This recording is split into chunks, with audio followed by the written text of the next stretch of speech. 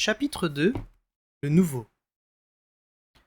De nombreuses légendes courent sur Preneur, l'Outrilien qui fit de Castelcerre le premier duché et fonda la lignée royale.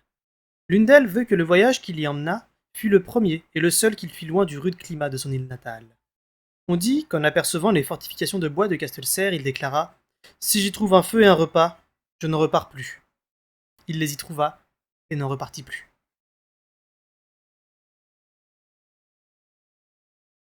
Mais la rumeur familiale affirme que c'était un piètre marin que rendaient malades les mouvements de la mer et les rations de poissons salés dont se nourrissaient les autres outriliens, que son équipage et lui étaient restés plusieurs jours égarés sur les eaux, et que, s'il n'avait pas réussi à s'emparer de Castelcerre, ses propres hommes l'auraient jeté par-dessus bord. Pourtant, l'antique tapisserie de la grande salle le montre sous les traits d'un loup de mer musculeux, un sourire carnassier aux lèvres, installé à la proue de son navire que ses rameurs entraînent vers un Castelcerre archaïque, tout en rondins et en pierre mal équarrie. À l'origine, Castelcerre était une position facile à tenir sur un cours d'eau navigable. À l'entrée d'une baie pourvue d'un excellent mouillage, un chef local dont le nom se perd dans les brumes de l'histoire vit la possibilité de contrôler le commerce qui transitait par le fleuve et fit bâtir la première place forte, sous prétexte de défendre le fleuve et la baie contre les pillards outriliens qui venaient chaque été en mettre les rives à sac. Mais c'était compté sans les pirates. Ils infiltrèrent ces fortifications par traîtrise. Les tours et les murailles devinrent leur pied-à-terre.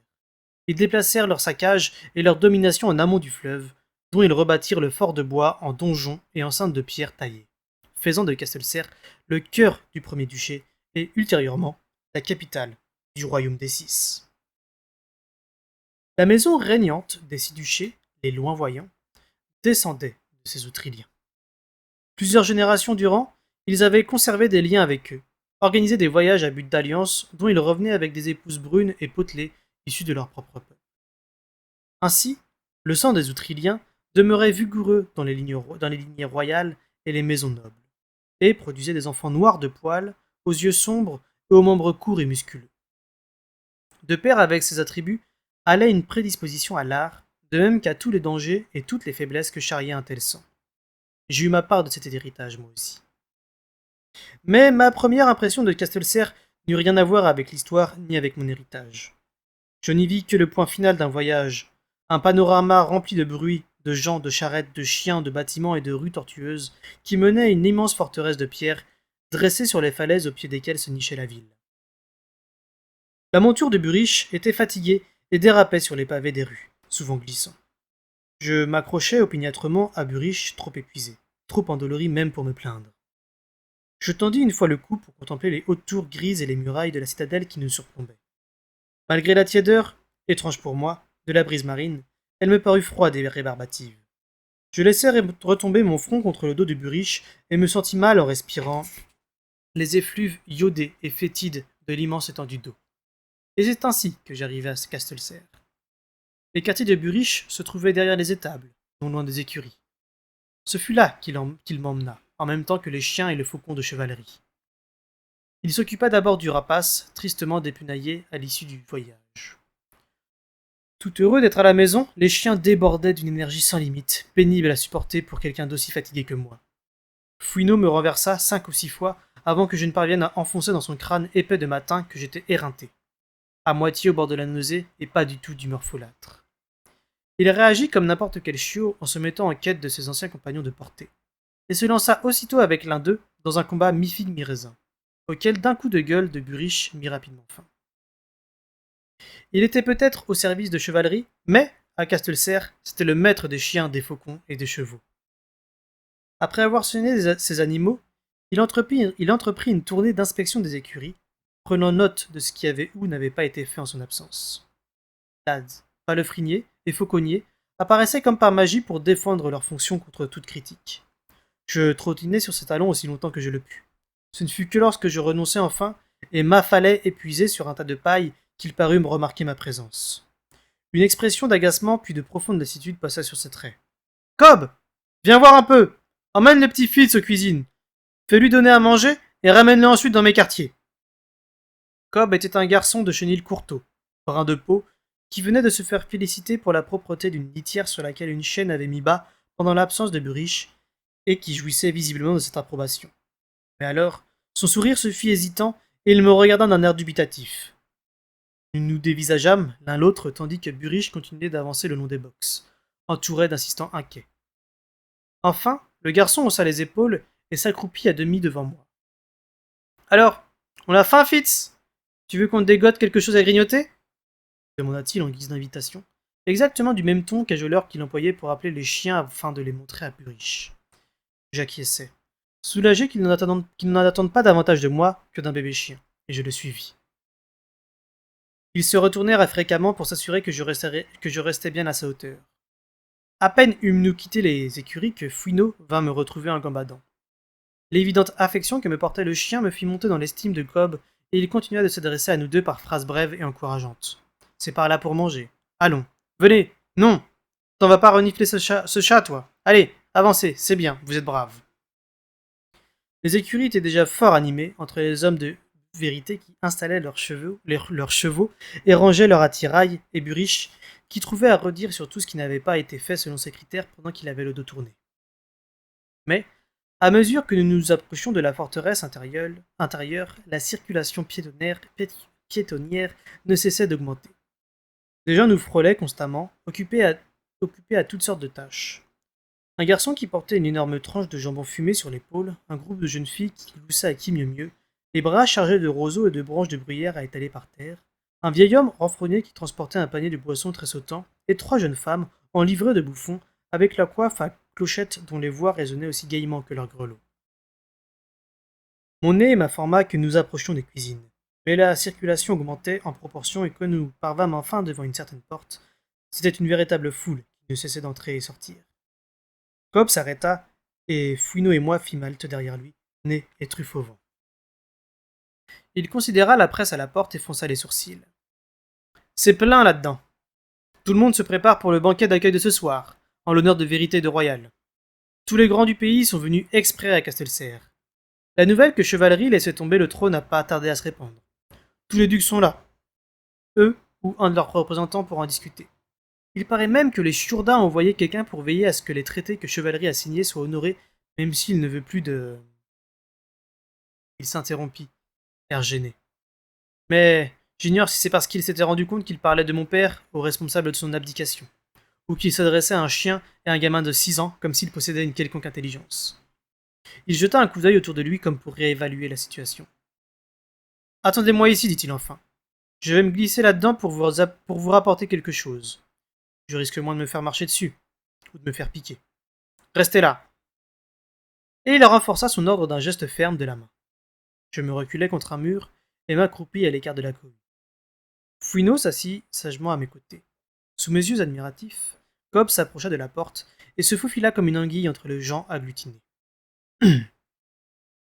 Cobb disparut. Je reportai mon attention sur la foule. En majorité passaient devant nous des gens de maison et des cuisiniers, auxquels se mêlaient à ça et là des ménestrels, des marchands et des livreurs. J'observais leurs allées et venues avec une curiosité lasse. Je n'avais déjà trop vu dans la journée pour leur trouver grand intérêt. Presque plus qu'à manger, je désirais un coin tranquille, loin de tout ce remue-ménage. Je m'assis carrément par terre, adossé au mur chaud de soleil de la citadelle, et appuyai mon front sur mes genoux. Fouineau vint se coller contre moi. La cuirette du chiot frappant le sol m'éveilla. Je levai le nez et découvris une paire de hautes bottes marron devant moi. Mes yeux remontèrent le long d'une culotte de cuir grossier, puis d'une chemise de laine rude, pour s'arrêter sur un visage orné d'une barbe poivre et sel hirsute. L'homme qui me regardait portait un tonnelet sur l'épaule. C'est toi le bâtard, hein? J'avais assez souvent entendu le terme pour savoir qu'il me désignait. Sans en saisir néanmoins tout le sens, j'acquiesçai lentement. L'intérêt illumina les traits de l'homme. Hé! S'écria-t-il, s'adressant non plus à moi, mais à la cantonade. C'est le bâtard! Le bâtard à chevalerie, droit comme un i! C'est qui y ressemble? Vous trouvez pas? C'est qui ta mère, petit? Il faut reconnaître aux passants qu'ils continuèrent leur chemin sans jeter plus qu'un regard curieux à l'enfant de 6 ans assis au pied du mur. Mais la question de l'homme au tonnelet était manifestement très intéressante, car plus d'une tête se tourna vers nous et plusieurs marchands qui sortaient des cuisines s'approchèrent pour entendre la réponse. Malheureusement, je n'en avais pas. Ma mère c'était maman, et tout ce que j'avais pu savoir d'elle s'estompait déjà. Je gardai donc le silence et me contentai de dévisager l'homme. Bon, alors c'est quoi ton nom? Et, s'adressant à l'assistance, il dit du tout dans la confidence. Paraît qu'il en a pas. Pas de nom royal, de haute volée pour le modeler. Même pas un nom de ménage pour le gronder. C'est vrai, petit? T'as un nom? La troupe de badauds croissait. Il y avait de la pitié dans les yeux de certains, mais nul ne s'interposa. Fouineau capta une partie de ce que je ressentais. Il se laissa tomber sur le flanc et exposa son ventre dans une attitude suppliante, tout en battant de la queue. Selon l'antique signal canin, qui signifie toujours Je ne suis qu'un chiot, je ne peux pas me défendre, soyez indulgents. Si ces gens avaient été des chiens, ils m'auraient reniflé sur toutes les coutures, puis se seraient retirés. Mais les humains n'ont pas ce sens inné du respect. Aussi, sans réponse de ma part, l'homme s'approcha d'un pas et répéta T'as un nom, petit? Je me levai lentement et le mur jusque-là chaud à mon dos devint un obstacle glacé qui empêchait toute retraite. À mes pieds, Fouineau se tortillait dans la poussière et poussa un gémissement implorant. Non, dis-je à mi-voix. Quand l'homme fit mine de se pencher pour mieux m'entendre, je hurlai Non! Et je le repoussai, tout en m'éloignant comme un crabe le long de la muraille. Je vis l'homme reculer en chancelant et lâcher son tonnelet qui éclata sur le pavé. Nul dans la foule n'avait compris ce qui s'était passé. Moi non plus. Pour la plupart, les gens éclatèrent de rire au spectacle d'un homme lâchant pied devant un enfant. De ce moment, ma réputation de mauvais caractère et de courage fut faite. Car avant le crépuscule, l'histoire du bâtard qui avait tenu tête à son tourmenteur avait fait le tour de la ville. Fouineau se remit sur pattes et s'enfuit avec moi. Du coin de l'œil, j'aperçus Cobb qui émergeait des cuisines, des parts de tarte à la main et qui nous regardait nous sauver d'un air ahuri. Si ça avait été Buriche, je me serais sans doute arrêté pour me placer sous sa protection. Mais ce n'était pas le cas, et je continuais de t'étaler, laissant Fouineau me guider. Nous plongeâmes dans la cohue de serviteurs, petits garçons, quelconque et son chien en train de galoper dans la cour. Et Fouineau m'emmena dans ce qu'il considérait à l'évidence comme le refuge le plus sûr du monde. À l'écart des cuisines de la forteresse, Renard avait creusé un trou sous l'angle d'une dépendance branlante où l'on stockait des sacs de pois et de haricots. C'est là que Fouineau était né, au mépris de la volonté de Buriche, et qu'elle avait réussi à cacher ses chiots pendant presque 3 jours. Buriche en personne avait fini par la dénicher, et son odeur était la première odeur humaine que Fouineau se rappelait. Passé l'entrée fort étroite, je me retrouvai dans un antre chaud, sec et à demi obscur. Fouineau se pelotina contre moi, et je passai mon bras autour de lui. Bien dissimulé, je sentis mon cœur se remettre de sa chamade, et de l'apaisement nous glissâmes dans le sommeil profond, et sans rêve, réservé aux chauds après-midi de printemps et aux petits chiens. Je me réveillai en frissonnant des heures plus tard. Il faisait complètement noir et, en ce début de printemps, la vague tiédeur de la journée avait disparu. Fouineau s'éveilla aussitôt, et nous nous extirpâmes tant bien que mal de notre retraite. Un grand ciel nocturne s'étendait au-dessus du Castelcerre, piqueté d'étoiles brillantes et froides. Les effluves de la baie étaient plus forts, comme si les odeurs diurnes des hommes, des chevaux et des cuisines n'étaient que temporaires et devaient succomber chaque soir au pouvoir de l'océan. Nous suivîmes des allées désertes, traversâmes des enclos d'entraînement et longeâmes des entrepôts à grains et des presses à vin. Rien ne bougeait, tout était silencieux. À mesure que nous nous approchions de la forteresse intérieure, pourtant, j'apercevais des torches encore allumées et distinguais des éclats de voix. Mais l'ensemble paraissait morne, dernier vestige d'une fête qui se mourait avant que l'aube vienne illuminer les cieux. Nous contournâmes largement le bâtiment, nous avions une autre content de courir. Je me retrouvai à suivre Fouineau en direction des écuries. Arrivé non loin des portes, je me demandais comment nous allions les franchir. Mais Fouineau se mit soudain à remuer violemment de la queue, et même mon piètre odorat repéra le fumet de Buriche dans le noir. Il se leva de la caisse de bois sur laquelle il était assis près de la porte. Vous voilà, dit-il d'un ton apaisant. Eh bien, venez, suivez-moi. Et il ouvrit les lourdes portes et nous précéda à l'intérieur. Dans l'obscurité, nous passâmes devant des rangées de box, devant des palefreniers et des harnacheurs installés là pour la nuit. Puis, devant nos propres chevaux, nos chiens et les garçons d'écurie qui dormaient parmi eux, avant d'arriver enfin à un escalier qui montait le long du mur séparant les écuries des quartiers d'habitation attenants. Nous gravîmes les marches grinçantes, et Buriche ouvrit une nouvelle porte. La faible lumière jaunâtre d'une bougie qui dégouttait sur une table m'éblouit un instant. Nous suivîmes Buriche dans une pièce mozardée, où se mêlaient son odeur et celle du cuir, des huiles, des onguents et des simples qui faisaient partie de son métier. Il rabattit fermement la porte derrière nous, et, comme il passait devant nous pour allumer une nouvelle bougie à celle qui agonisait sur la table, je sentis sur lui le parfum du vin. La lumière augmenta, et Buriche s'assit sur un siège de bois près de la porte. Il paraissait différent avec ses habits de tissu fin brun et jaune et sa chaînette d'argent au travers du pourpoint. Il posa une main sur son genou, la paume levée, et Fouineau vint aussitôt près de lui. Burrich lui gratta ses oreilles pendantes, puis lui tapota affectueusement les flancs en faisant la grimace devant la poussière qui s'éleva de son pelage. Vous faites une belle paire, tous les deux, dit-il en s'adressant davantage au chiot qu'à moi-même.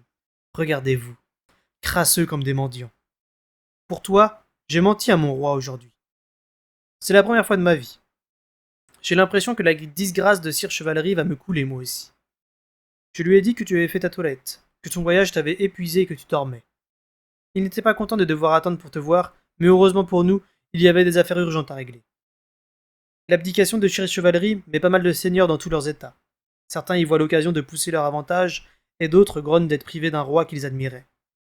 Subtil s'efforce de les calmer tous. Il fait circuler la rumeur que c'est Sire Vérité qui a négocié avec les Shurda cette fois. Nous devrons fermer ceux qui avaleront cette histoire. Mais ils sont venus regarder Sire Vérité sous un nouveau jour, en se demandant si ce sera lui, le prochain roi, et quand, et quel genre de roi il fera. À tout plaquer comme ça pour aller habiter à Flétrybois, Sire Chevalerie a mis tous les duchés en émoi, pire qu'une ruche qui vient de prendre un coup de bâton. Burrich leva les yeux du regard sérieux de Fouineau. Eh bien, Fitz, je vois bien que tu en as eu un aperçu aujourd'hui. Tu sais que tu as affiché une sacrée frousse à ce pauvre cob à te cavaler comme ça? Maintenant dis-moi, es-tu blessé? Est-ce qu'on t'a maltraité? J'aurais dû me douter qu'il y en aurait pour te faire retomber tout ce tintouin sur le dos. Allez, viens par ici, viens.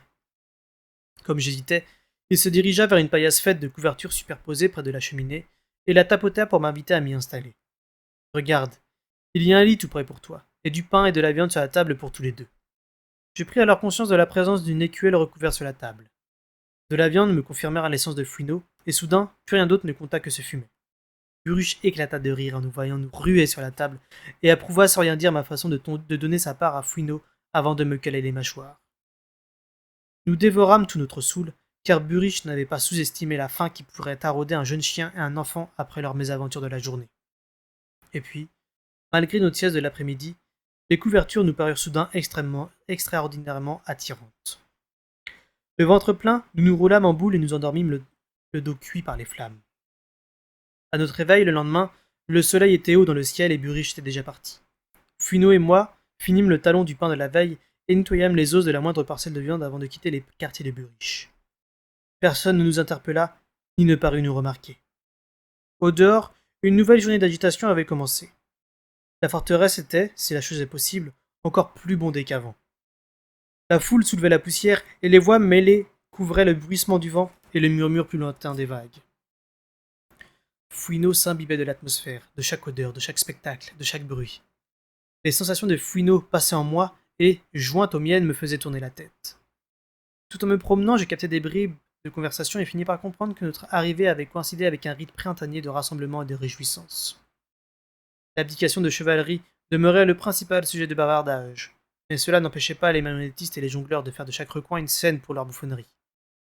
Un spectacle au moins de marionnettes avait intégré la disgrâce de chevalerie à une comédie paillarde, et, spectateur anonyme, je me creusais la cervelle pour décrypter un dialogue où il était question de semer dans les champs des voisins, ce qui faisait hurler de rire les grandes personnes. Mais bien vite, la cohue et le brouhaha nous devinrent insupportables, et je fis comprendre à Fouineau que je souhaitais m'en éloigner. Nous quittâmes donc la forteresse par la porte ouverte dans l'épaisse muraille devant les gardes occupés à compter fleurettes aux fêtardes, qui passaient à leurs yeux. À leurs yeux, un petit garçon et son chien, s'en allant à la suite d'une famille de poissonniers, n'offraient aucun intérêt. Sans meilleur sujet de distraction en vue, nous suivîmes la famille par les rues sinueuses en direction de Bourg de Castelserre. Nous nous laissâmes peu à peu distancer, car chaque nouvelle odeur exigeait de la part de Fouineau un examen puis un jet d'urine au coin de la rue, et nous finîmes par nous retrouver seuls à errer dans la ville. Il faisait froid et venteux à Castelserre, alors. Le pavé des rues escarpées et tortueuses branlait et se déchaussait sous le poids des charrois. Le vent cinglait mes narines d'enfants étrangers, effluves d'algues échouées et tripes de poissons, tandis que les lamentations des mouettes et autres oiseaux de mer enveloppaient d'une mélodie surnaturelle le susurrement cadencé des vagues. Agrippé aux falaises d'or noir, le bourg évoquait les arapèdes et les bernacles accrochés aux piles et aux quais qui s'avançaient dans la baie. Les maisons étaient en pierre et en bois, les plus élaborées de ces dernières s'élevaient plus haut et s'enfonçaient plus loin dans la face rocheuse. La ville était relativement silencieuse comparée au fort. Au-dessus, plein du tintamarre de la foule en liesse. Ni Fouineau ni moi n'avions assez de jugeote ni d'expérience pour savoir que la ville portuaire n'était pas un lieu de promenade idéal pour un gamin de 6 ans et un petit chien. Nous explorions avec ardeur, descendant la rue des boulangers, la narine palpitante, traversant un marché quasi désert, pour enfin longer les entrepôts et les hangars à bateaux qui signalaient le niveau le plus bas du bourg. L'eau était tout près, et nous foulâmes le bois des jetés autant que le sable et la pierre. Les affaires se poursuivaient là comme d'habitude, insensibles ou presque à l'ambiance carnavalesque qui régnait au fort. Les navires accostent et déchargent selon le bon vouloir des marées, et ceux qui pêchent pour vivre obéissent aux horaires des créatures à nageoires, non à ceux des hommes. Nous rencontrâmes bientôt des enfants, certains occupés aux menues tâches du métier de leurs parents, mais d'autres désœuvrés comme nous. Je fis aisément connaissance avec eux, avec un minimum de présentation et autres politesses propres aux adultes. La plupart étaient plus grands que moi, mais quelques-uns avaient mon âge ou moins. Aucun ne parut trouver curieux de me voir ainsi errer tout seul. On me montra les points intéressants de la ville, y compris le cadavre gonflé d'une vache rejetée par la dernière marée. Nous allâmes voir des bateaux de pêche en cours de construction dans un bassin parsemé de copeaux tire-bouchonnés et de bavures de pois à l'odeur entêtante. Un fumoir à poissons étourdi me laissait sans surveillance, fournit le repas de midi à la demi-douzaine que nous étions. Si les enfants que j'accompagnais étaient plus dépenaillés et turbulents que ceux que nous croisions, attelés à leur tâche, je n'y pris pas garde. Et si l'on m'avait dit que je déambulais aux côtés de petits mendiants interdits d'accès à la forteresse à cause de leurs doigts trop vagabonds, j'aurais été scandalisé.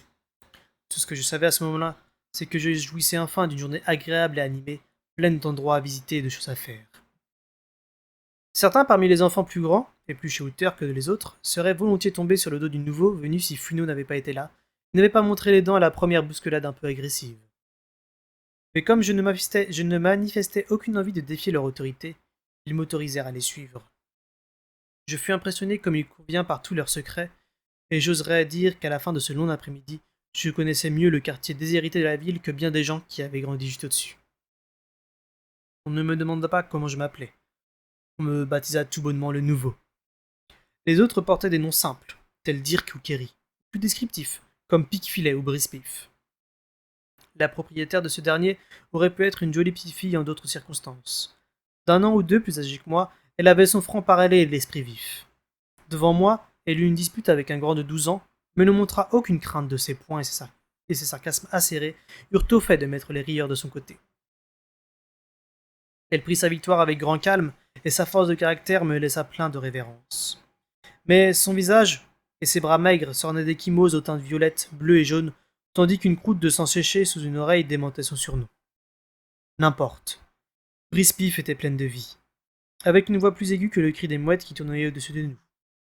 La fin de l'après-midi nous trouva Kerry, Brispif et moi, assis sur une grève de galets par-delà les étendoirs des repriseurs de filets, et Brispif m'enseignait à fureter dans les rochers pour trouver les lustrons qui s'y cramponnaient.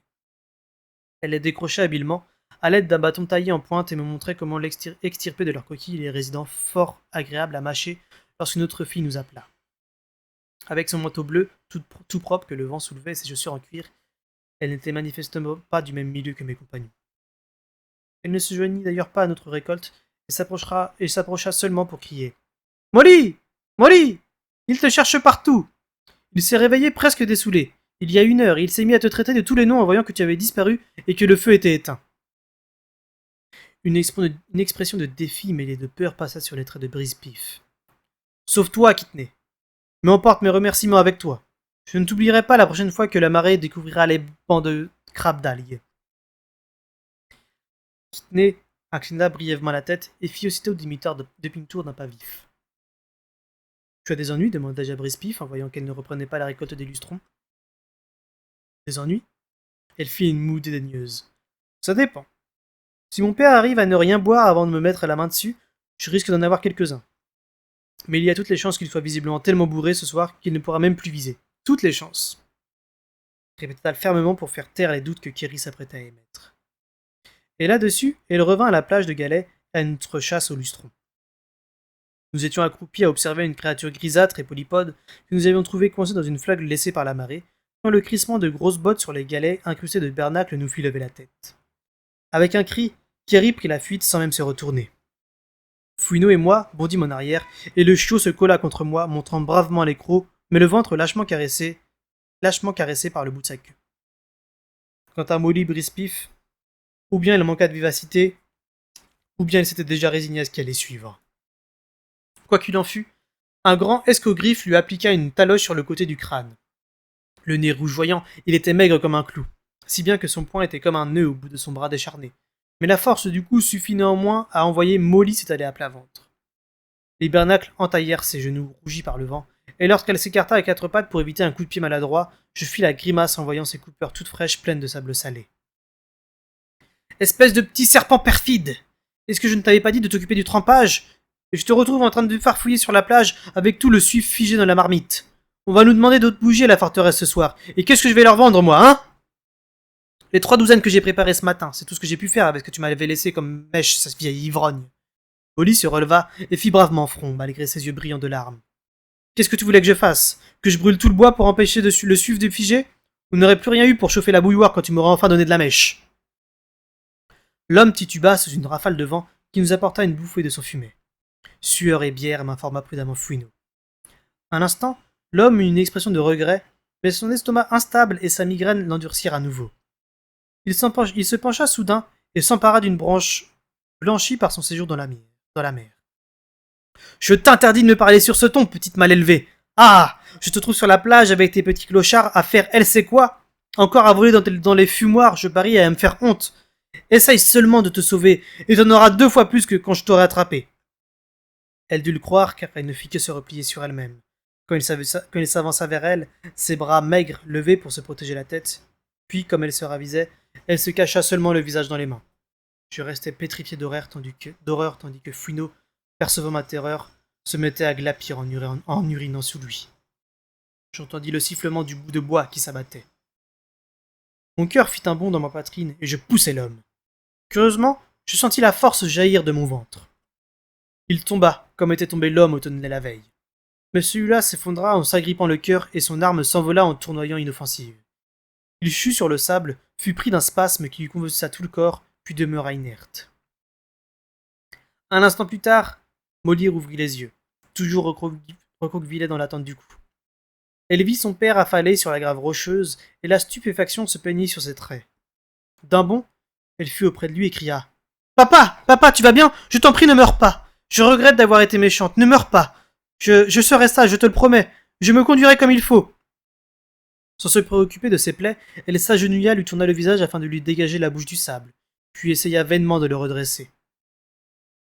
Il allait te tuer, lui dis-je en essayant de comprendre ce qui se passait. Non! Il me tape quelquefois quand je suis méchante, mais il ne me tuerait jamais.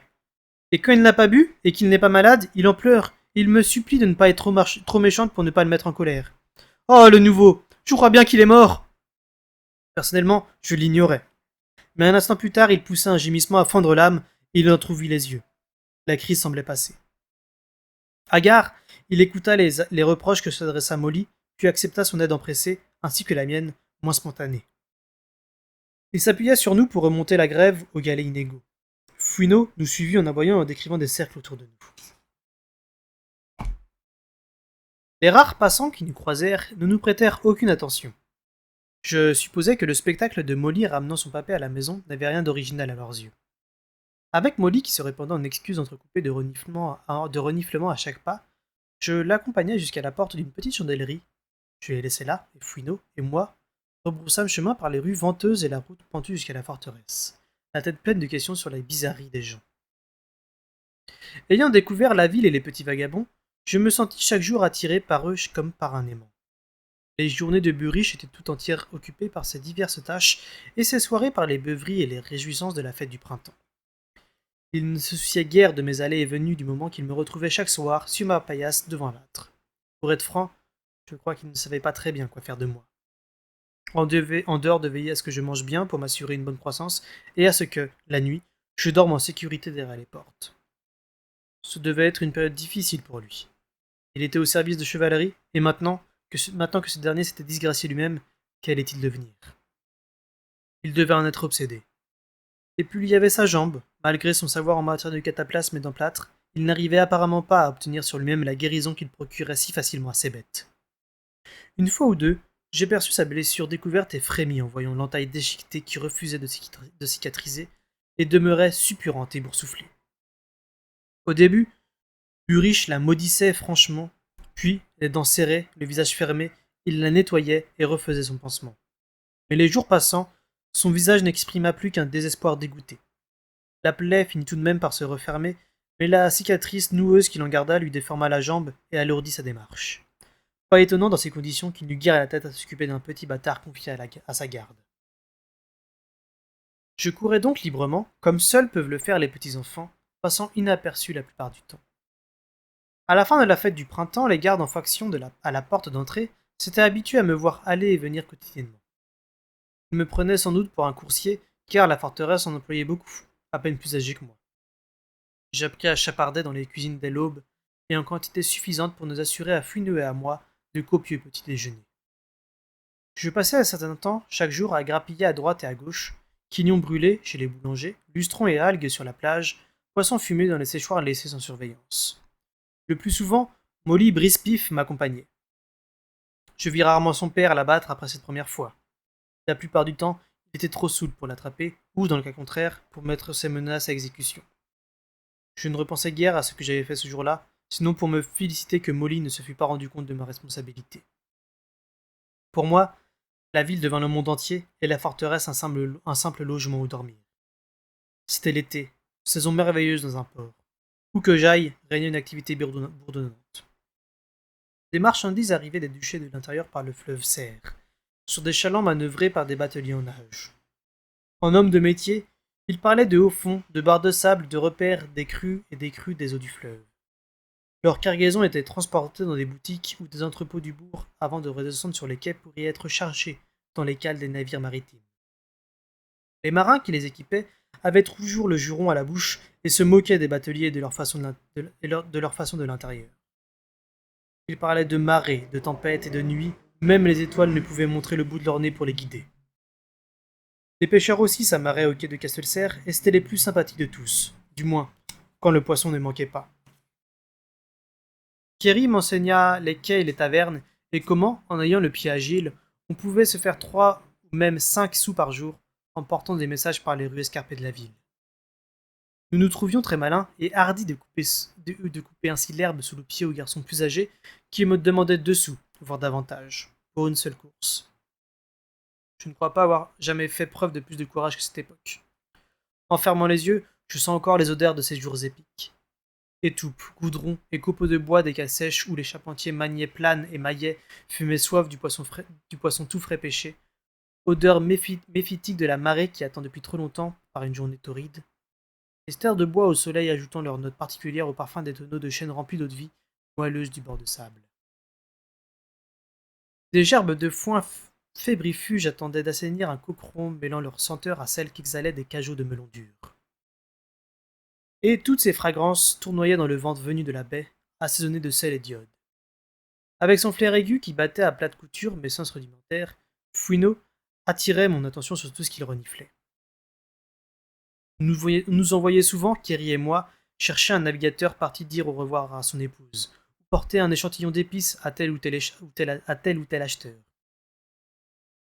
L'officier de port nous dépêchait souvent, parfois pour prévenir un équipage qu'un imbécile avait fixé les amarres de travers et que la marée allait laisser le navire sur le sec. Mais les courses que je préférais, c'étaient celles qui nous emmenaient dans des tavernes. C'est là que les conteurs et les colporteurs de ragots exerçaient leur art. Les premiers racontaient des histoires classiques, voyages d'exploration, équipages qui bravaient de terribles tempêtes, capitaines insensés qui menaient leurs navires et tous leurs hommes à leur perte. J'appris par cœur nombre de ces récits traditionnels, mais ceux qui me touchaient le plus, je les entendais non pas de la bouche des conteurs professionnels, mais des marins eux-mêmes. Là, il ne s'agissait plus d'histoires narrées au coin du feu pour le bénéfice de tous, mais de mise en garde et de nouvelles que les hommes s'échangeaient entre équipages autour d'une bouteille d'eau-de-vie ou d'une miche de pain de pollen jaune. Ils parlaient des prises qu'ils avaient faites, de filets si pleins qu'ils menaçaient de couler le bateau, ou de créatures et de poissons fabuleux entrevus seulement dans le reflet de la pleine lune lorsqu'ils coupent le sillage du navire. Il y avait des récits de villages mis à sac par les Autriliens, sur la côte autant que sur les îles éloignées de notre duché, et des histoires de pirates, de combats en mer, et de vaisseaux réduits de l'intérieur par des marins infiltrés. Les plus passionnantes portaient sur les pirates rouges, des Outriliens qui se livraient à la fois au pillage sur terre et à la piraterie sur mer, qui attaquaient non seulement nos bateaux et nos cités, mais également d'autres bâtiments outriliens. Certains haussaient les épaules à l'évocation des navires à la quille écarlate et se moquaient de ceux qui parlaient de pirates outriliens s'en prenant à d'autres pirates. Mais, Kerry, Fouineau et moi nous installions sous les tables, adossés aux pieds et nous écoutions les yeux écarquillés, tout en grignotant et des petits pains sucrés à un sou. Les histoires de navires à la quille rouge, aux vergues desquels pendaient une dizaine de corps, pas des cadavres non, des hommes ligotés, qui se balançaient en hurlant lorsque les mouettes venaient les lacérer à coups de bec. Nous buvions ce récit tellement délicieusement terrifiant jusqu'à ce que même les tavernes les plus étouffantes nous paraissent glacées. Et alors nous retournions en courant sur les quais pour gagner un nouveau sou. Une fois, Kerry, Molly et moi construisîmes un radeau en bois flotté. Puis nous nous promenâmes sur les quais en le dirigeant à l'aide de perches. Nous le laissâmes amarrer là, et, lorsque la marée monta, il défonça toute une section de pontons et endommagea 2 embarcations pendant des jours. Pendant des jours nous tremblâmes, nous découvrions nous les coupables. Un autre jour, le patron d'une taverne flanqua une taloche à Kerry en nous accusant tous deux de vol. Notre vengeance consista à coincer un hareng bien avancé sous les supports de ces dessous de table. Le poisson pourri se mit à puer et enchaudra des mouches pendant des jours avant qu'il ne mette la main dessus. J'acquis les rudiments de quelques métiers durant mes errances. Comment acheter le poisson, réparer les filets, construire un bateau et flâner. Je n'appris davantage encore sur la nature humaine. Je devins prompt à juger qui payerait le sou promis pour la délivrance d'un message et qui me rirait au nez quand je viendrais réclamer ma récompense. Je savais auprès de quel boulanger aller mendier et quelle boutique était les plus propices au chapardage. Et Fouineau partageait toutes mes expériences, si liées à moi désormais que je séparais rarement tout à fait mon esprit du sien. Je me servais de son nez, de ses yeux et de ses mâchoires aussi spontanément que des miens, et jamais je n'y vis la moindre étrangeté. Ainsi s'écoula la plus grande partie de l'été. Mais un jour, où le soleil flottait dans un ciel plus bleu que la mer, ma bonne fortune finit par s'évanouir. Molly, Kerry et moi venions de chipper sur un fumoir un beau chapelet de saucisses de foie, et nous enfuyions dans la rue, le propriétaire légitime à nos trousses. Fouineau nous suivait comme toujours. Les autres enfants avaient fini par l'accepter comme une extension de moi-même. Je ne crois pas qu'il leur fût jamais venu à l'idée de s'étonner de notre unicité d'esprit. Nous étions le nouveau et Fouineau. Et ils ne voyaient sans doute qu'un truc très commode dans le fait que Fouineau sut toujours où se placer avant même que je lui balance une bonne prise. Je suis donc à 4 à détaler dans la rue et à faire voyager les saucisses de nos mains douteuses à nos mâchoires affamées, tandis que le charcutier beuglant s'essoufflait derrière nous en une vaine poursuite. C'est alors que Burrich sortit d'une échoppe. Je me dirigeai droit sur lui. Nous nous reconnûmes, effarés l'un et l'autre. L'expression sinistre qui apparut ensuite sur ses traits ne me laissa aucun doute sur la conduite à tenir. « Sauve-toi » me dis-je, éperdu. Et j'esquivai ses mains tendues pour m'apercevoir aussitôt sidéré que je m'étais jeté dans ses bras. Je n'aime pas me rappeler la suite. Je reçus une solide volée de taloches, non seulement de Burrich, mais aussi du propriétaire des saucisses hors de lui. À part Fouineau, mes camarades voleurs s'étaient tous évaporés dans les recoins sombres de la rue. Le chiot offrit son ventre à Burrich pour se faire battre et gronder. Au martyr, je regardais Burrich sortir des pièces de sa bourse pour payer le charcutier. Lorsque ce dernier fut parti, et que la petite foule venue assister à ma déconfiture se fut dispersée, il me lâcha enfin. Je m'étonnai du regard dégoûté qu'il posait sur moi. Avec une dernière claque sur l'arrière du crâne, il m'ordonna « À la maison ! Tout de suite !» Nous rentrâmes donc, Fouineau et moi, et plus rapidement que jamais. Nous retrouvâmes notre paillasse devant l'âtre et attendîmes là, le cœur en émoi. Et l'attente dura, tout le long après-midi et le début de la soirée. Nous avions faim tous les deux, mais nous nous gardâmes bien de bouger. Il y avait dans l'expression de Burrich quelque chose de plus effrayant encore que la colère du papa de Molly. Quand il arriva enfin, la nuit était tombée depuis longtemps. Nous entendîmes ses pas dans l'escalier, et je n'eus pas besoin des sens affûtés de Fouineau pour savoir qu'il avait bu. Nous nous fîmes tout petits lorsqu'il pénétra dans la chambre ombreuse. Il avait la respiration lourde et il mit plus de temps que d'habitude pour allumer plusieurs bougies à la première qu'il avait embrasée. Cela fait, il se laissa tomber sur un banc et nous regarda tous les deux. Fouineau se mit à geindre et chut sur le flanc dans une pose suppliante. Je mourais d'envie de l'imiter, mais me contentais de lever vers Burrich des yeux angoissés. Au bout d'un moment, il parla. « Fitz, qu'est-ce que tu vas devenir ? Qu'est-ce qu'on va devenir ? Le sang des rois coule dans tes veines et tu vas courir les rues avec des mendiants et des voleurs. Tu vis en meute comme un animal. » Je restai muet. Et je suis aussi coupable que toi, j'imagine. Allons, viens ici. Viens, mon garçon. Je me risquai à faire un pas ou deux, je n'osais pas davantage. Mon attitude circonspecte lui fit froncer les sourcils. Tu as mal quelque part? Je fis non de la tête. Alors viens ici. J'hésitais et Fuino se mit à gémir dans les affres de l'indécision. Burich lui jeta un regard perplexe. Je percevais presque les rouages de son esprit qui tournoyaient dans une brume alcoolique. Ses yeux, à l'air ducheux à moi, puis une expression révoltée se répandit sur ses traits. Il secoua la tête lentement. Il se leva et s'éloigna de la table en ménageant sa jambe malade. Dans un coin, un assortiment d'objets poussiéreux s'alignait sur des étagères. Burich leva lourdement un bras et en saisit un, fait de bois et de cuir raidi par le manque d'usage. Il l'agita et la courte lanière claqua sur sa cuisse. Tu sais ce que c'est, petit? Demanda-t-il doucement d'un ton affable. Je fis non de la tête, sans rien dire. Un fouet à chien. Je le regardais, l'œil inexpressif. Rien dans mon expérience ni dans celle de Fuino ne me disait comment réagir à ces déclarations. Il dut percevoir mon désarroi. Il sourit d'un air engageant, et son ton demeura bienveillant, mais je perçus une dissimulation, quelque chose qui attendait, tapis sous ses manières aimables. C'est un outil, Fitz. Un instrument d'éducation. Quand tu tombes sur un chiot qui n'écoute pas, quand tu lui dis viens ici, et qu'il refuse de venir, eh bien après quelques cinglures de ce truc, il apprend à écouter et à obéir du premier coup. Rien de tel que quelques petites balafres pour apprendre à un chiot à faire attention. Sans quitter son temps dégagé, il abaissa le fouet et fit danser légèrement la mèche sur le sol. Ni Fuino ni moi ne pouvions détourner les yeux. Et lorsque Burich jeta brusquement l'objet en direction de Fuino, le chiot recula d'un bond avec un glapissement de terreur et courut se pelotonner derrière moi. Alors, Burich se laissa lentement retomber sur le flanc et se couvrit les yeux, pliant en deux devant le feu. « Oh, Eda !» murmura-t-il entre jurons et prières. Je le soupçonnais, je le devinais en vous voyant courir ensemble comme ça. Mais maudits soient les yeux d'elle. Je voulais me tromper, je voulais me tromper. Je n'ai jamais touché un chiot de toute ma vie, avec ces saloperies. Fuino n'avait aucune raison d'en avoir peur. Sauf si vous partagez votre esprit. Quel qu'eût été le danger, je sentis qu'il était passé.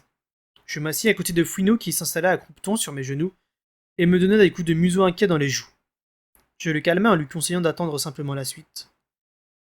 Petit garçon et petit chien ensemble nous resta donc à contempler Burich toujours immobile. Quand il releva enfin le visage, je fus abasourdi. On aurait dit qu'il venait de pleurer. Comme ma mère, pensai-je, mais bizarrement, je suis aujourd'hui incapable de me la rappeler en train de verser des larmes. Je ne revois que le visage ravagé de Burich. Fitz, mon garçon, viens, dit-il à mi-voix, et cette fois il y avait quelque chose dans sa voix qui m'interdit de lui désobéir. Je me levai et m'approchai, Fuino sur mes talons. Non, ordonna-t-il au chiot en montrant du doigt le sol près de sa botte. Mais moi, il m'installa sur le banc à côté de lui. Fitz, fit-il. Puis il s'interrompit. Il inspira profondément et recommença. Fitz, ce n'est pas bien.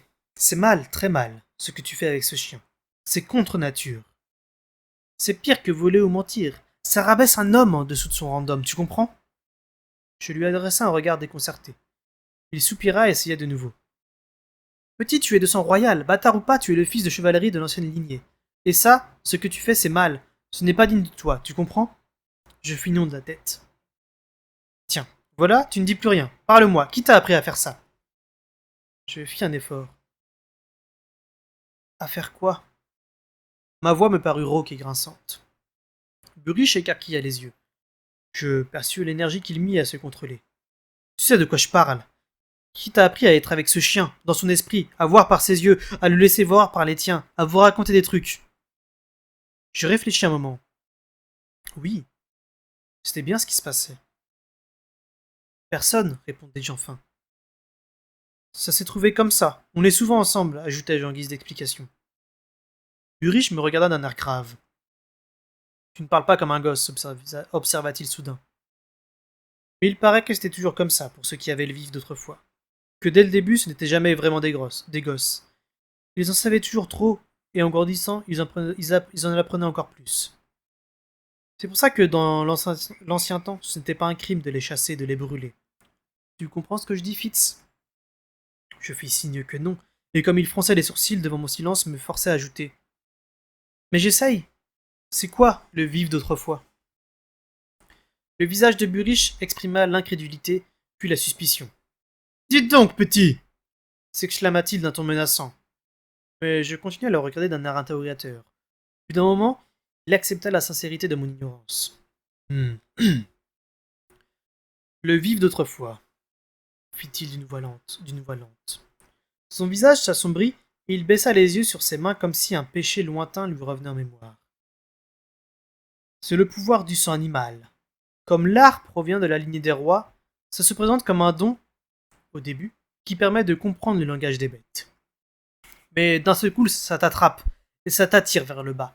Ça te transforme en bête, et finalement il ne reste plus une parcelle d'humanité en toi. Tu cours, tu donnes de la voix et tu goûtes le sang, comme si tu n'avais jamais rien connu d'autre que la meute. À la fin, quand on te voit, on ne peut même plus imaginer que tu aies été un homme.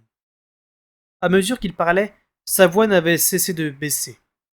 Il ne m'avait pas regardé une seule fois tourné vers le feu, dont il contemplait les flammes dansantes. Il y en a qui disent qu'on prend une forme animale, à ce moment, mais qu'on tue avec la passion d'un homme et non plus avec la simple faim d'une bête. Tue pour tuer. C'est ça que tu veux, Fitz? Prendre le sang royal que tu portes et le noyer dans le sang de la curée? Être une bête parmi les bêtes uniquement pour les connaissances que ça t'apporte? Et pire encore, pense à ce qui t'attend avant. Est-ce que tu as envie que l'odeur du sang te fasse chavirer l'humeur? Que la vue d'une proie ferme la porte de ta raison? Sa voix avait encore baissé, et j'y perçus l'écœurement qu'il ressentait à me poser ces questions. Est-ce que tu veux te réveiller en sueur et fiévreux parce qu'une chienne du coin est en chaleur et que ton compagnon l'a senti? C'est le genre de savoir que tu as envie d'apporter dans le lit de ta dame? Je me fis tout petit. Je ne sais pas, dis-je à mes voix. Il se tourna vers moi outré. Tu ne sais pas? Gronda-t-il. Je t'explique où ça va te mener et tu dis que tu ne sais pas? J'avais la langue sèche et Fouineau tremblait à mes pieds. Mais je ne sais pas, protestai-je. Comment est-ce que je peux savoir ce que je vais faire tant que je ne l'ai pas fait? Comment? Eh bien, si tu ne le sais pas, je vais te le dire, moi, ruge-t-il. Et je perçus alors clairement le contrôle qu'il avait jusque-là, exercé sa colère, et ainsi tout ce qu'il avait bu ce soir-là. Le chien, dégage et toi tu restes. Tu restes ici sous ma garde, pour que je puisse te tenir à l'œil. Si Messire Chevalerie ne veut pas de moi près de lui, c'est bien le moins que je puisse faire pour lui. Je veillerai à ce que son fils devienne un homme et pas un loup, même si on doit en crever tous les deux. Titubant, il quitta le banc pour saisir Fouineau par la peau du cou. Telle était du moins son intention. Mais le chiot et moi l'évitâmes d'un bond. Nous nous ruâmes ensemble vers la porte, mais le verrou était mis et avant que j'aie pu le déclencher, Burich fut sur nous. De la botte, il écarta Fouineau. Moi, il m'attrapa par l'épaule et me propulsa loin de la porte. Viens et suis, Fouineau, ordonna-t-il. Mais le chiot se réfugia près de moi. Le souffle court debout près de la porte, Burich nous regardait d'un œil noir et je captais le grondement du courant profond de ses pensées. La fureur qui l'incitait à nous pulvériser tous les deux pour en finir une fois pour toutes. Une couche de sang-froid recouvrait ce courant, mais ce bref contact suffit à me terrifier. Et lorsqu'il bondit sur nous, je le repoussai de toute la puissance de ma peur. Il tomba aussi abruptement qu'un oiseau cueilli en plein vol par une pierre et resta un instant assis par terre sans bouger. Je ramassai Fouineau et le serrai contre moi. Burich secoua lentement la tête comme pour s'ébrouer. Il se releva, nous dominant de toute sa taille. Il a ça dans le sang, l'entendis-je marmotter. Sa maudite mère, pas de quoi s'étonner, mais il faut dresser ce gamin. Puis les yeux plantés dans les miens. Fitz, ne me refais plus jamais ça. Plus jamais. Maintenant, donne-moi ce chien. Il marcha de nouveau sur nous. En percevant le clapotement de sa fureur rentrée, je ne pus pas me contenir. Je le repoussai encore une fois. Mais là, ma défense se heurta à un mur qui me le renvoya violemment, si bien que je trébuchai et m'écroulai. Au bord de l'évanouissement, l'esprit écrasé par les ténèbres. Burich se pencha vers moi. Je t'avais prévenu, dit-il d'une voix basse qui ressemblait au grondement d'un loup. Puis, pour la dernière fois, je sentis ses doigts saisir Fouineau par la peau du cou. Il souleva le chiot et l'emporta sans brutalité vers la porte. J'ouvris rapidement le verrou qui m'avait fait obstacle, et quelques instants plus tard, j'entendis son pas lourd s'éloigner dans l'escalier. En quelques secondes, je fus remis, et me jetai contre la porte. Mais Burrich avait dû la verrouiller de l'extérieur, car c'est en vain que je m'acharnais sur le loquet. Mon contact avec Fuino se fit plus ténu à mesure qu'il s'en allait loin de moi, ne laissant en moi qu'une atroce solitude. Je gémis, puis hurlai en griffant la porte et en m'évertuant à l'apercevoir à nouveau. Il y eut un brusque éclair de douleur écarlate, et Fuino disparut. Sentant ses perceptions canines se diluer, je me mis à crier et à pleurer comme n'importe quel enfant de 6 ans, en martelant vainement de mes poings les planches épaisses de la porte. Il me sembla que des heures avaient passé quand Burrich revint. J'entendis son pas, et je relevai le front du sol sur lequel j'étais étendu, pantelant, épuisé. Il ouvrit la porte et m'attrapa adroitement par le dos de ma chemise quand j'essayais de me faufiler dehors. Il me jeta au milieu de la pièce, puis claqua le battant et le reverrouilla. Sans un mot, je me précipitai contre le panneau de bois et un gémissement me monta dans la gorge. Burrich s'assit d'un air las. Laisse tomber, mon garçon, me conseilla-t-il comme s'il était au courant de mes plans échevelés pour la prochaine fois où il me laisserait sortir. Il n'est plus là. Il n'est plus là et c'est bien dommage, parce qu'il était de bon sang. Sa lignée était presque aussi longue que la tienne. Mais je préfère perdre un matin qu'un homme. Voyant que je ne réagissais pas, il ajouta presque tendrement. Cesse de penser à lui. Ça fait moins mal comme ça. Mais je ne cessais pas. D'ailleurs, autant qu'il l'avait employé, je ne l'espérais pas vraiment. Avec un soupir, il se prépara à se coucher. Sans ajouter un mot, il éteignit la lampe et s'allongea. Mais il ne dormit pas, et c'est bien avant l'aube qu'il me souleva du sol et m'installa dans le creux chaud que son corps avait laissé dans ses couvertures. Puis il sortit et ne revint que quelques heures plus tard. Pour ma part, je demeurai éploré et fiévreux pendant plusieurs jours. Burrich, ce me semble, prétendit que je souffrais d'une maladie infantile et on me laissa tranquille. Des jours se passèrent encore avant qu'il m'autorise à quitter la chambre et uniquement accompagné. Après cet épisode, Burrich veilla absolument à ce que je n'ai jamais l'occasion de me lier à un autre animal. Il crut avoir réussi, j'en suis convaincu. Et ce fut vrai dans une certaine mesure. En ce sens que je ne tissais jamais un lien exclusif avec aucun chien ni aucun cheval. Cependant, je ne me sentais pas protégé mais confiné. Il était le gardien qui assurait mon isolement avec une ferveur fanatique. C'est à cette époque que la graine de la solitude absolue fut plantée en moi, et il enfonça de profondes racines dans mon être.